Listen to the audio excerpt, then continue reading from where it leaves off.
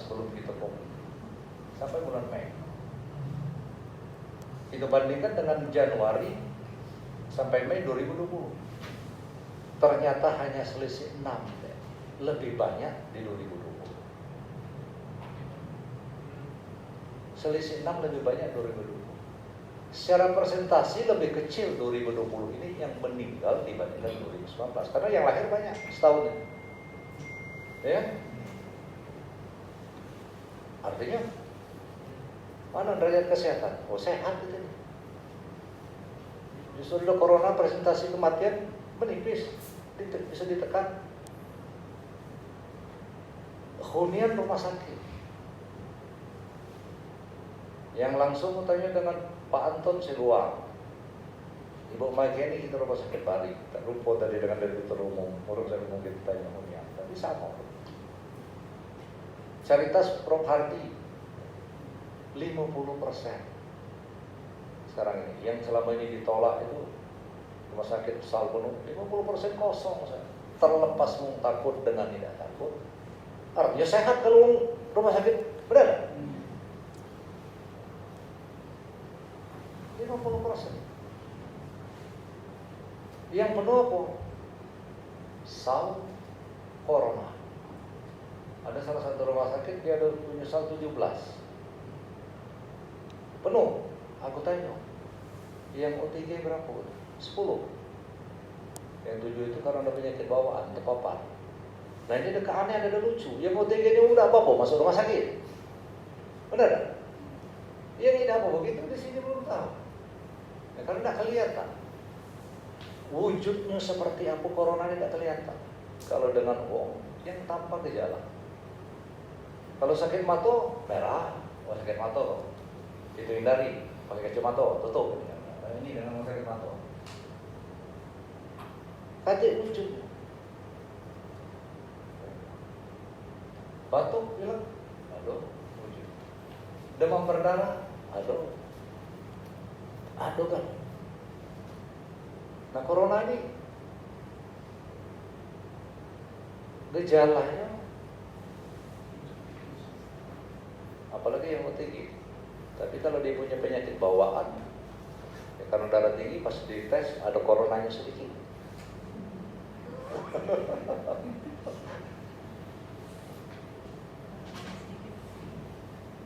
Nah jadi gitu ada tanya.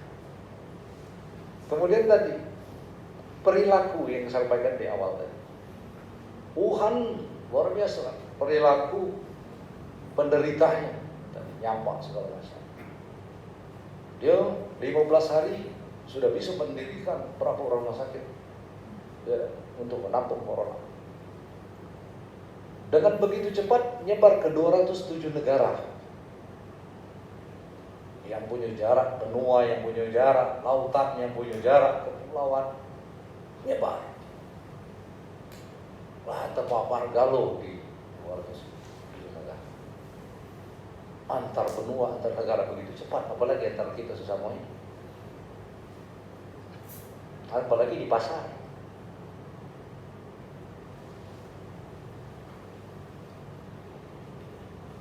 Kalau sih aku ngomong kan, jangan corona ini sudah ada zaman dulu, tapi baru ditemukan sekarang alatnya ya kan.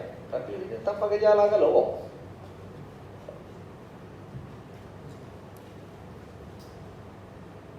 ini yang membuat gampang. Ada juga yang lucu. Kapan berakhir? Sering kita dengar berakhir setelah obatnya ditemukan, vaksinnya ditemukan. Tetapi yang sembuh, yang meninggal 6%. Paling banyak, itu cuma 4% ya. Nasional 6. Artinya yang sembuh 96% di Palembang. Loh, obatnya belum ditemukan sembuh. Vaksin itu sembuh. Baca kita jawab dengan omongan gitu ini kan.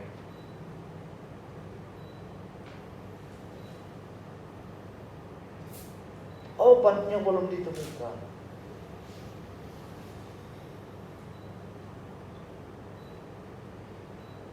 Tapi bisa sembuh.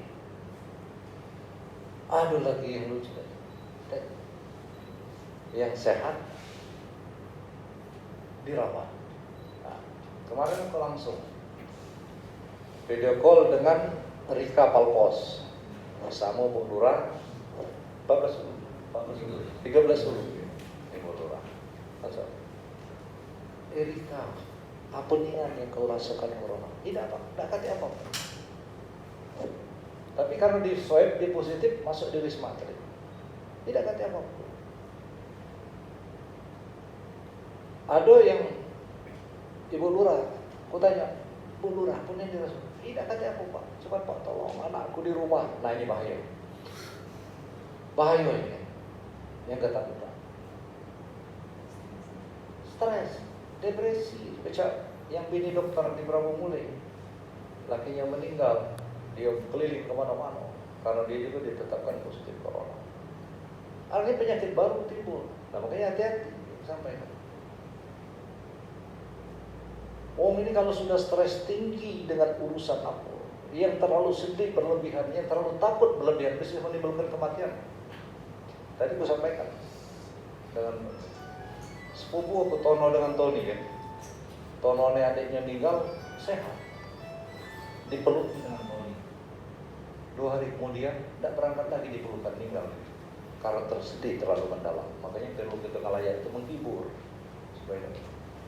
Nah kalau kita ketakutan dengan corona ini, aduh, ini kepala dinas ya, ngomong mustahil. Habis keliling-keliling, nak masuk paripurna, dites 37, lah ngeri.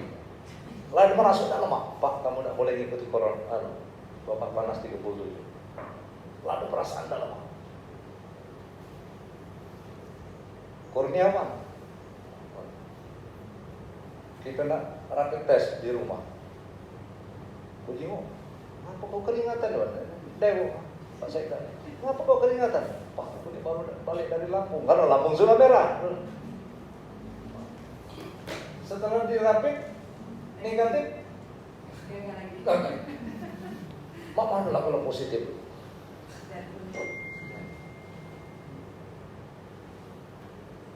Ada lagi, ada adik iparnya John Harno, dia main ke rumah. Woi, adik ipar aku di Bagalalang nelpon karena positif 2 hari 2 malam nangis. Jadi tidak bisa kita generalisir bahwa sesungguhnya uang tahu dengan penyakit itu. Ada yang tak galak di periksa-periksa itu apa, tak tahu penyakit itu sehat. Tidak bisa. Nah ini yang perlu kita. Terkait dengan PSBB ini kemarin, ini mohon maaf. Ya sebenarnya bagaimana kita mengedepankan protokol kesehatan.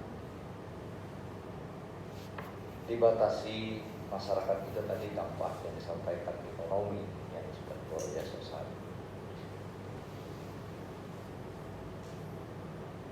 Nah, tetapi terakhir, corona adalah ciptaan Tuhan. Jelas keberadaan. Setiap dengan ciptaan Tuhan kita ada protokol. Sampai dengan ulat bulu yang diiman kata loh kalau kita protokol ini jangan disentuh. Dengan kandang macan jangan kita masuki kalau teramnya. Ular semua ada protokol. Nah corona pakai masker, cuci tangan, jaga jarak protokol. Tapi tidak boleh kita takut dan panik yang seperti itu. Jangan dengan ulat bulu kan, kalau diviralkan, tapi nak nyentuhnya ada kan, kejiwaan barang ini kan kejiwaan.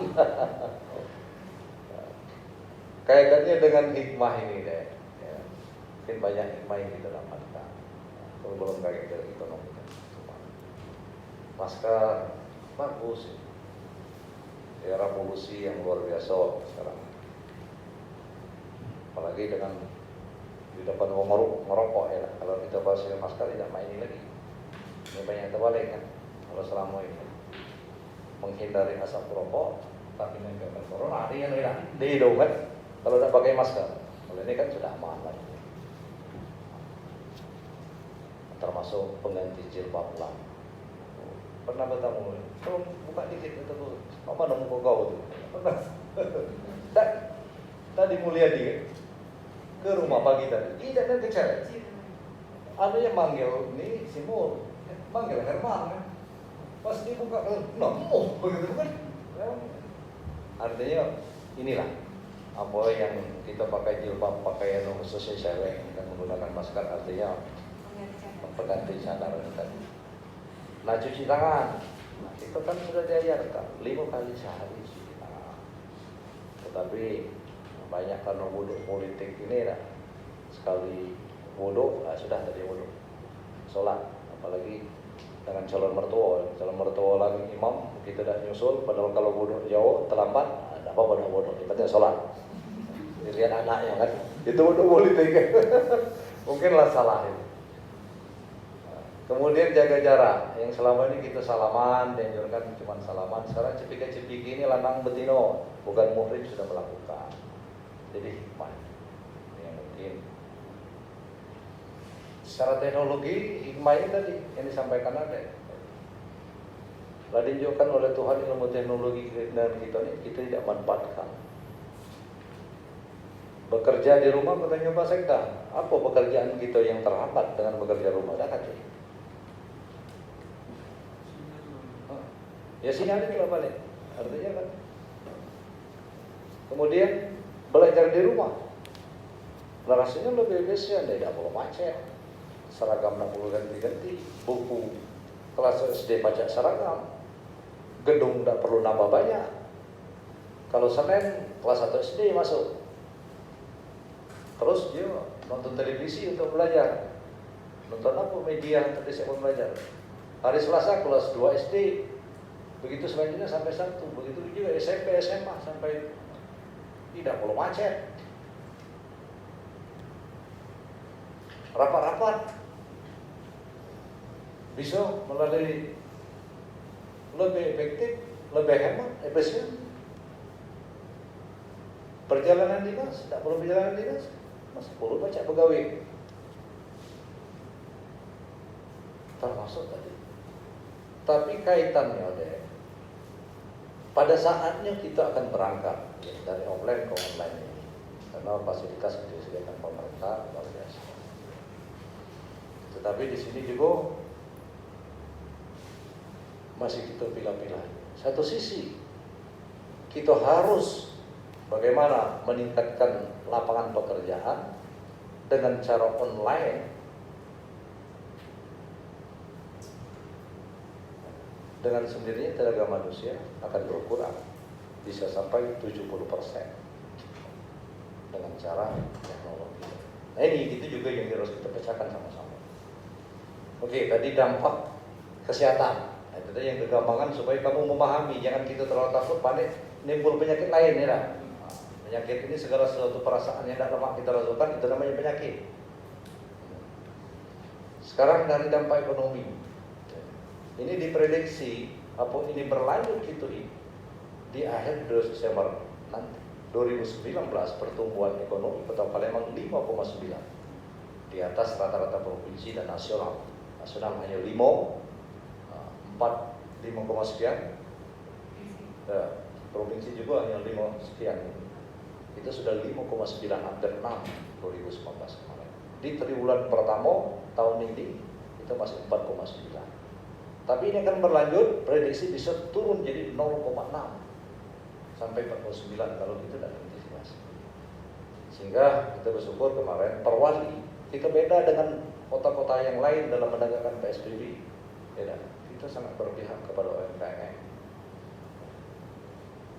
Itu tidak kati penghentian, tidak kati penutupan, adanya pembatasan waktu. Karena keberpihakan itu kepada usaha. Kemudian bukan dari sini. Kemarin kita sangat berpihak. Ada 4.000 usaha kecil menengah di Kota Palembang yang jumlahnya 37.000 setiap tahun. Itu berikan kredit tanpa bunga karena bunganya itu disubsidi oleh pemerintah. Ada 4.000 saking kita prosesnya. Iya, tanpa guna. Ya. Ada 4.000 dan itu terus berlanjut. Semua akan kebagian. dan akan kita kembalikan karena lebih bagus seperti itu.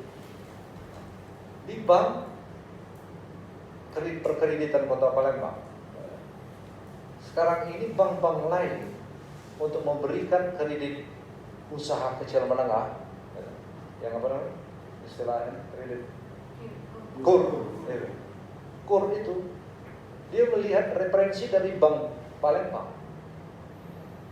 Karena kita sudah memberikan itu, alhamdulillah 99% lancar yang kita berikan, yang kita bantukan kepada usaha kecil menengah. Ada perhatian. Nah, daerah PSBB ini, PDM yang merupakan kewenangan kita, kelompok masyarakat tertentu sudah kita gratiskan. Kalau PLN, pemerintah pusat.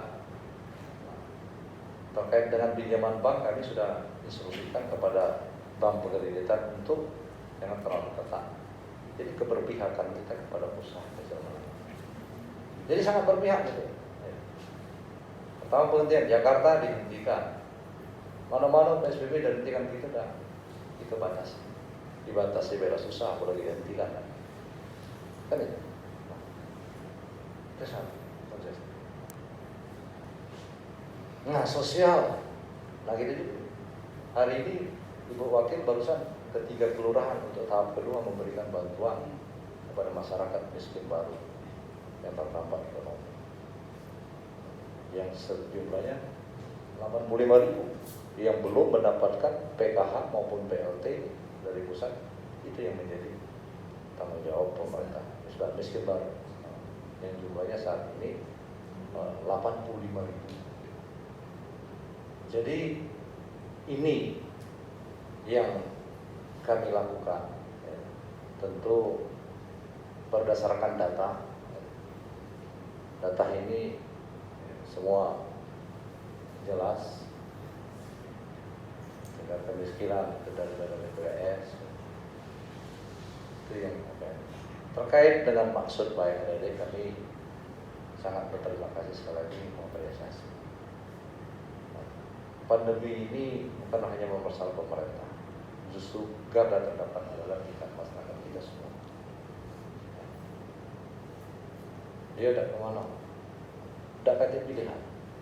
Nak adik kita, nak keluarga kita terdampak. Jadi kami berharap kepada adik-adik mahasiswa, memang saatnya saat ini kita untuk bersinergi bahu-membahu, bagaimana meningkatkan kepercayaan masyarakat terhadap kesehatannya, terhadap menuju new normal ini, tatanan baru yang menurut aku luar biasa, dan kita pakai masker, jaga jarak dan sebagainya. Inilah saya kira kehidupan baru yang betul-betul baik untuk kita sama-sama, yang harus kita sama-sama mencerahkan ya kepada masyarakat Kota Palembang sehingga dapat dipatuhi. Jadi apapun istilah, jangan kita hanya dipermainkan, mari kita evaluasi. Apa PSBB kemarin itu rasanya masyarakat kapan PSBB, soal PSBB ini lah bahkan ibu itu berkacau kepada Jakarta, walaupun ini dihentikan tingkat penyebaran tidak sesuai dengan harapan. Negara besar Italia yang luar biasa, dari lockdown buka, lockdown lagi, artinya tidak berhasil. Nah, bagaimana? Manfaatkan sesuai dengan keinginan dasar masyarakat kita. 47% sesuai dengan kompas masyarakat. Bagaimana gelora ekonomi tetap tumbuh. 43% kesehatan. Ini seiring sejalan yang harus kita lakukan. Inilah tugas dari pemerintah dan peran kita semua untuk saling bahu-membahu supaya dampak dari corona di Kota Palembang ini bisa kita tekan dari semua aspek kesehatan, aspek ekonomi maupun aspek sosial. Ini sekali lagi nanti secara teknis ya, saya kira langsung dengan Pak Idison ya, yang kita tunjuk ini. Bagian ekonomi, koperasi. Bukan ibu, cuma anak. Tapi ini kan tak cari lagi, mohon maaf kadang-kadang. Oh, kalau tadi mulia di dengan Erma, aku lah sampai subuh tadi. Mereka ini kalau subuh dia nunggu di parkir. Balik dari masjid tadi, pas mau nemu itu tadi Erma pas buka masker.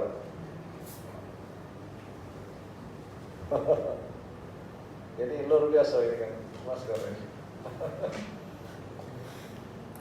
Jadi itu deh. Jadi sekali lagi kami ucapkan terima kasih. Nanti dengan kooperasi usaha yang ada di sini, ya, silakan koordinasi supaya dan tolong nanti program-program gitu, ya, supaya ada pendampingan dari adik-adik ini kan urusan online dengan offline ini. Ya, kita berharap gitu, untuk